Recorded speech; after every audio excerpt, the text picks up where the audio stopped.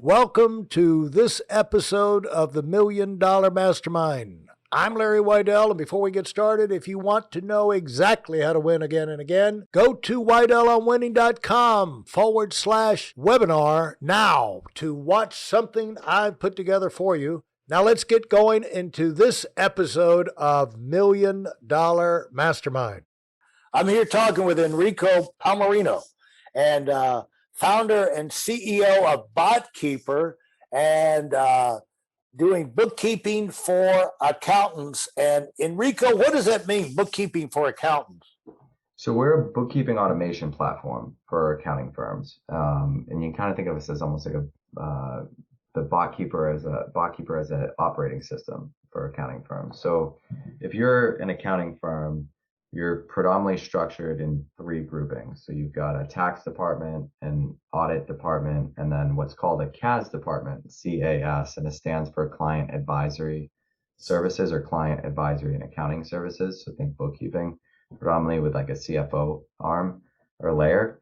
And historically, the CAS department didn't have any system or platform to run and manage itself, to run and manage its clients, and certainly very little, tech or automation to get the work done. And the way that you used to have to do it was there's 1,200 apps in the QuickBooks Online and Xero Marketplace, and as an accountant, try to layer together, integrate, assemble the apps, and then do a lot of manual entry, keying, processing, Excel sheets for managing. And we basically built a software platform that makes the management running operations of the CAS department a lot easier, and has a machine learning and AI layer embedded in it to automate away a lot of the core, bookkeeping processes, the categorization, classification, and other accounting treatments. Now, did you have to do a lot of the geek part of this, as far as the coding and writing the software and diagramming out the solutions? And where how did you unravel this thing? So, fortunately, I had some experience in the accounting sector with the cloud accounting practice prior. But a lot of, I'd say, like out of the gate, like initially service offering, the product offering, the workflows, the structures of data, where we're going to layer in robotic process automation, what would like the machine learning models look like, how would those machine learning models, and what would the structure of them be? How would they learn? Where would the human in the loop assistance take place? What would it take place in assistance on? Do we have competing models for it? And if so, how does that workflow come into play? So a lot of that, I would say I, had to, kind of put together lots of whiteboarding and structure and diagrams. And then even just like some of the algorithmic side of the equation in terms of like, what's the mathematical formula you'd be applying to what data to deliver, what result. I did some of that too, and then handed, like the schematic to a founding engineer, and eventually, many engineers to continue to build against in a platform. Yeah, if you're going to be the leader, you got to do the thinking, or if you got to get the thinking done and the solutions found. You don't have to come up with all the solutions, but you have to make sure they've come down very precisely put together, and then you can hand off to implementers that are much better, quicker, faster, better at doing a lot of the implementation. But you've got to give them clear instructions. They, Totally. they don't want some of the people that are the greatest at doing things. You ask them to think, and for an opinion, you say, well, what do you think about this, that, and the other? And they have a total meltdown. Have you found that? Yeah, or just I think like some people that are great at doing are not great at process and structure. And so, I think like I generally am inclined to, I like process, I like structure, I like things I can systematize. And I also am, good at doing. And so I think of myself as kind of like a captain on a team, more than like a sideline coach. Like I don't mind rolling up my sleeves, getting stuff done, The team has elected me, and I'll call the plays, but I'll also assist, wherever there's a shortcoming and we need some help. Hey, listen, there's a lot of information online, but there aren't a lot of people who've actually done something. In my case, I've actually built a successful business that's accrued over $5 billion in assets under management and has done well even during trying times. Now, if you want to know exactly how I've done this, go to whitelmwinning.com/webinar now. I've compressed a decade of learning into 5 short weeks just for those of you who want to give yourself an incredible advantage and are tired of waiting and watching others move up. Now, talk about from the setting up an accounting program that allows people to be uh, get organized and set up for success in managing their accounting side, the financial side. No one likes to do the books. No entrepreneur likes to do the books. Totally. And I personally went 20 years way back into the 80s paying 6 figures and up to CPAs and having one nightmare after another. And the biggest nightmare happened when I hired the CPA of the year in town to come to work for me in my office. And that turned into the biggest disaster I ever had. And, it can be, it's just, you can't just throw money at the problem.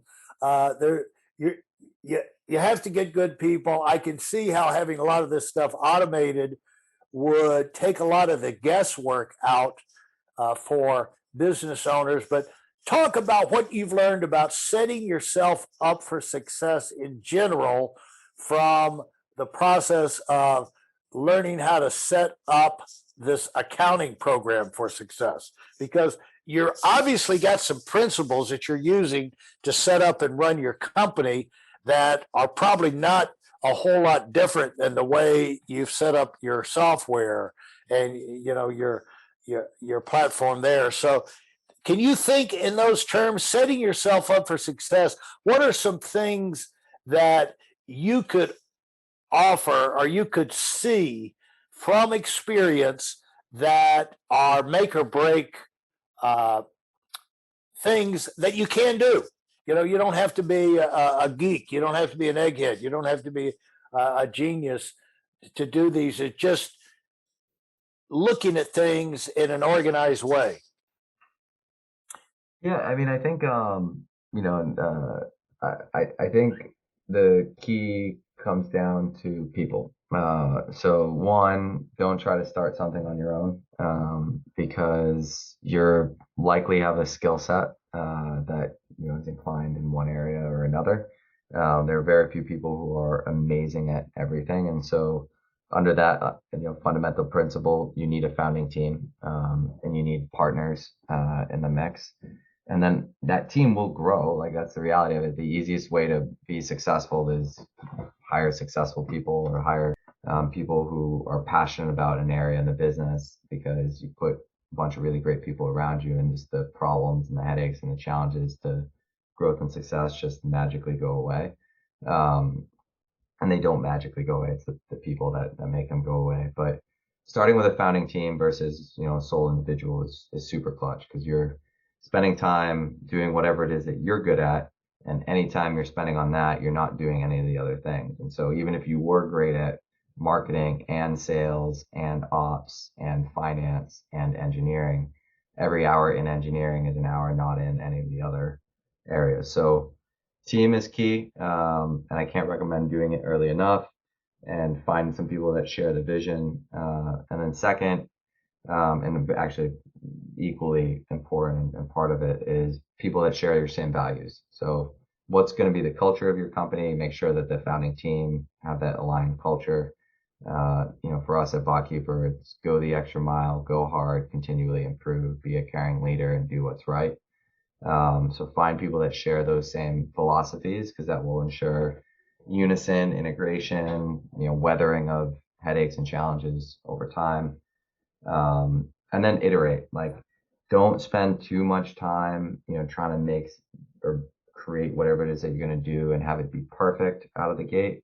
get a lot of like live trial out there where clients that are set the expectations right, that this is alpha or beta and early on, and that you're looking for their feedback, and maybe you discount it accordingly, or you let them try it or use it for free during that period. But get live feedback. It's better than anything else. So you can learn, because in the early stage, you're better off creating a prototype.